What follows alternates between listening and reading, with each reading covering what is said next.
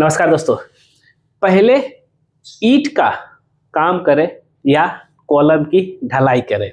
यहाँ पे अगर आप इस टॉपिक का वीडियो YouTube पे सर्च करेंगे ना, आपको बहुत सारे वीडियो मिल जाएगा और बहुत सारे कंफ्यूजन क्रिएट होगा कि भाई करना क्या सही है। तो दोस्तों, आज का ये कंफ्यूजन आपका अपना दीपक सर क्लियर करेंगे।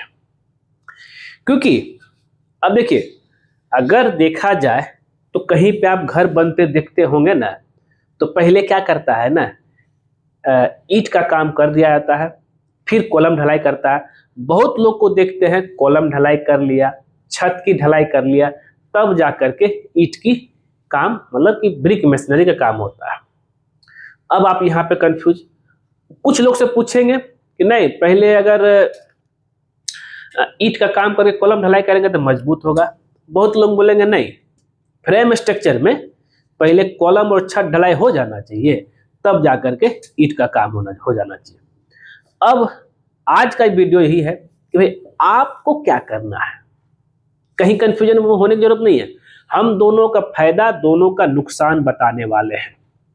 वीडियो को इसलिए लास्ट तक देखिएगा, पूरा लास्ट तक देखेंगे पूरा क्लियर हो जाएगा, और तब जाकर के आप सोचेंगे नहीं सर तो सही है बोल रहे हैं, और हमें क्या करना। एक संक्षेप में बोलूं कि ज्यादातर जो है फ्रेम स्ट्रक्चर, मतलब पहले कॉलम ढलाई करके ईंट का काम जो होता है वो हाई राइज बिल्डिंग के लिए होता है।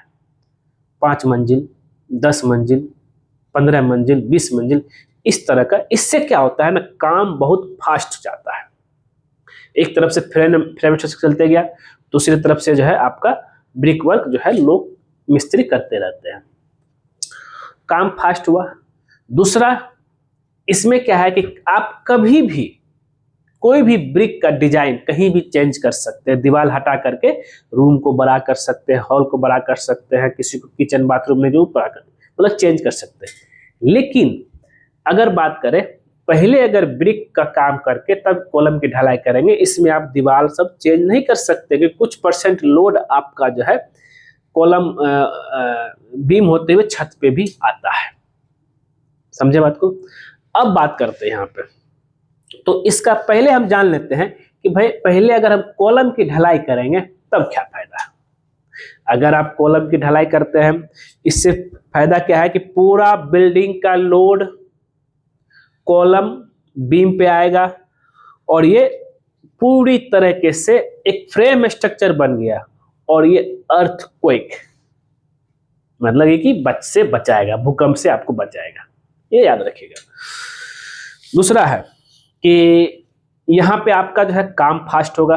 पहले अगर कॉलम बनाते हैं फटाफट फटाफट काम चलते जाएगा। हाँ, लेकिन यहाँ पे क्या होता है कि फ्रेम स्ट्रक्चर में ज्यादातर हम लोग जो है उसका हाइट 9 फीट ही रहता है, और उसमें लिंटल बीम नहीं रहता है। याद रखिएगा इस चीज को लेकर के, सिर्फ लिंटल रहता है, क्योंकि लिंटल बीम दे ही नहीं पाएंगे ना, क्योंकि फिर से आपको 7 फीट में जो है 7 फीट तक कॉलम ढलाई करके जो है ढलाई करना पड़ेगा, वो तो पॉसिबल है नहीं। तो इसलिए हम इसका सही प्रोसेस भी बताऊंगा, ना लोड ना कॉलम वाला ना ब्रिक वाला। पहले वीडियो लास्ट तक देखिएगा।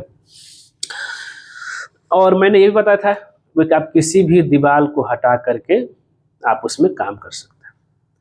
अब इसमें ये तो हो गया फायदा। नुकसान सबसे बड़ा यही है कि भाई आपका कॉलम और ब्रिक के पास के जॉइंट में क्रैक दिखेगा ही दिखेगा, माइनर हेयरलाइन क्रैक दिखेगा। छत का बीम और वॉल के बीच में क्रैक दिखेगा, एकदम दिखेगा। इसका कोई इलाज नहीं है। मैंने बहुत सारा वीडियो बनाया उस टॉपिक के ऊपर। अब इसमें बहुत सारे इंजीनियर बोलेगा नहीं सर, इसमें एक काम करते हैं, क्या ये मुर्गा जाली चिकन मैश यूज कर लेते। ठीक है, वो भी थोड़ा सा चिकन मैश यूज करेंगे तब भी जो है हल्का माइनर क्रैक आपको दिखेगा ही दिखेगा। अब क्या करें सर, ये तो हो गया पहले कॉलम ढलाई करेंगे। अब चलते हैं पहले अगर हम ब्रिक की ईंट ढलाई करते हैं तब कॉलम ढलाई करते हैं तब। तो इससे फायदा और सबसे इंपॉर्टेंट चीज जो है वो कॉलम और दीवार के पकड़ को पूरा मजबूत बना देता है। कॉलम और बीम के पकड़ को पूरा मजबूत बना देता है, कहीं भी आपका क्रैक दिखेगा नहीं। ठीक है। एक और फायदा है खास करके हमारे कॉन्ट्रैक्टर महाशय के लिए, इसमें शटरिंग कम लगता है। दो ये साइड शटरिंग होगा ना, उसमें चारों साइड शटरिंग करेंगे, सपोर्ट करके, इसमें खाली प्लाई ठोक करके ढलाई कर दिया जाता है। ठेकेदार के लिए फायदा है। और क्रैक नहीं हो, सबसे बड़ा इंपोर्टेंट, क्रैक नहीं होगा और शटरिंग कम लगेगा, चाहे बीम में हो चाहे कॉलम में हो। लेकिन नुकसान क्या है, जैसे ही आप 2 ईंट जोड़ाई के बीच में या 3 ईंट जोड़ाई के बीच में कॉलम ढलाई करेंगे तो ब्रिक जो होता है पानी ऑब्जर्व करता है, आपको पता है, पूरा सूखा रहता है वो। जैसे ढलाई करेंगे तो कंक्रीट में जो पानी होता है वो आपका सोख लेगा और कंक्रीट को कमजोर कर देगा, तुरंत सोख लेगा। लेकिन इसका भी समाधान है। इसका समाधान ये है कि भाई आप इसको तुरंत जो है, जैसे ही जो है ढलाई से पहले पूरी तरीके से ब्रिक को पानी डाल दीजिए, गीला कर दीजिए, 4-5 मिनट तो पूरा पानी भिंगा के रखिए ढलाई से पहले जो है, जो दीवार है उसके ऊपर, तब जाकर कंक्रीट डालिए। इससे क्या है कि सोखेगा कम। और डिसशटरिंग के तुरंत बाद उसमें तराई करना शुरू कर दीजिए।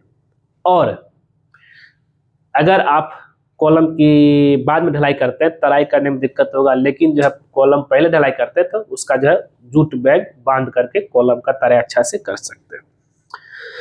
अब देखिए, ना पहले कॉलम ढलाई करना है ना पहले ईंट जुड़ाई करना है, हम इसका बीच का प्रोसेस लेकर चलते हैं।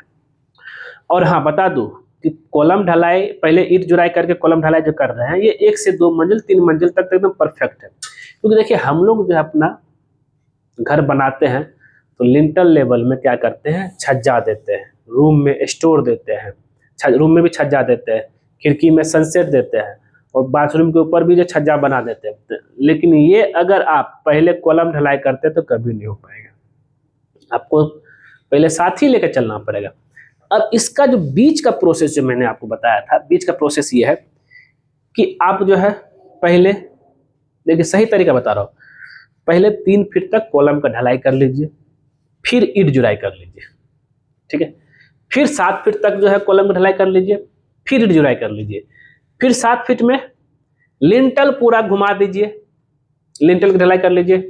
फिर जो है ब्रिक वर्क कीजिए बीम का बॉटम तक, फिर कॉलम ढलाई कीजिए, फिर छत के लेवल में आपका जो पूरा कॉलम छत का सेंटरिंग कीजिए, छत का ढलाई कीजिए। ये हो गया बीच का प्रोसेस।